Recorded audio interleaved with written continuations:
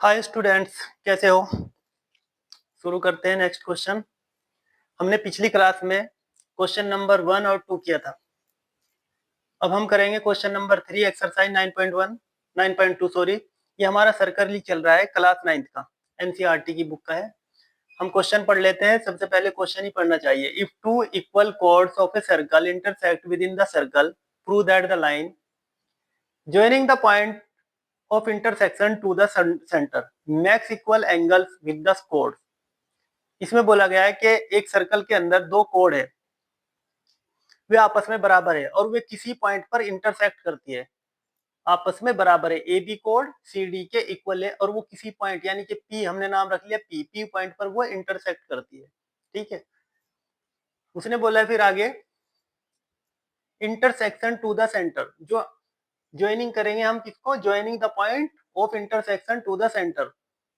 हमने एक पॉइंट को ज्वाइनिंग कर दिया किससे, इंटरसेक्शन से, जहां पर ये इंटरसेक्ट हुआ, कटा, ये आपस में कोड कटी, और किससे, सेंटर से, उसने बोला इस क्वेश्चन में। ठीक है, वो बोल रहा है कि ये क्वेश्चन जहां एंगल बने, यहाँ पर बने दो एंगल, ये एंगल आपस में इक्वल है, प्रूफ करना है। हमने क्या किया, ओ एल परपेंडिकुलर डाल दिया ए बी पर और ओ एम परपेंडिकुलर डाल दिया सी डी पर। इसमें समझने वाली बात यह है कि जब भी परपेंडिकुलर डाला जाता है किसी कोड पर सेंटर से, तो उनकी डिस्टेंस किसकी, परपेंडिकुलर की, जो सेंटर से डाले गए, इक्वल होगी। अगर कोड्स इक्वल है तो जो सेंटर से कोड डाली जाएगी वो भी इक्वल होगी। ठीक है, दोनों कोड आपस में इक्वल होगी, यानी कि ये कोड इस कोड के, सॉरी, ये परपेंडिकुलर इस पेंडिकुलर के इक्वल होगा, यानी कि सेंटर से जो डिस्टेंस होगी वो इक्वल होगी।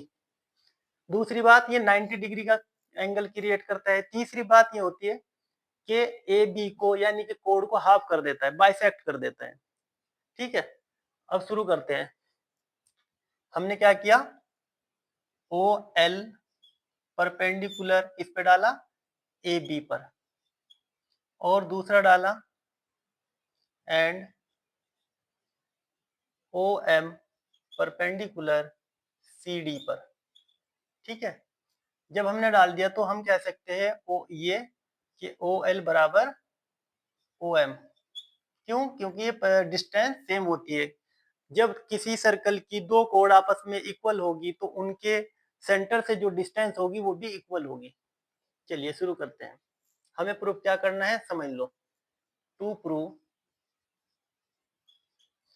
Angle O P L equal to angle O P M, ये प्रूव करना है। वी फाइंड, चलिए हम प्रूफ देते हैं, वी फाइंड करते हैं हम। क्या क्या फाइंड करेंगे, in triangle O P L and triangle OPM, OPL और ओपीएम में फाइंड करते क्या करते हैं, हमने देखा कि O L equal to O M के हैं। क्यों, क्योंकि परपेंडिकुलर डाला हुआ है। O L perpendicular A B and O M perpendicular C D. दूसरा, O angle O L P equal to angle O M P each 90 degree. ये देखिए 90 डिग्री का एंगल है, 90 डिग्री का, यहाँ पे ये वाला 90 का और ये भी 90 का, ये भी आपस में बराबर है। तीसरा, line O P equal to O P.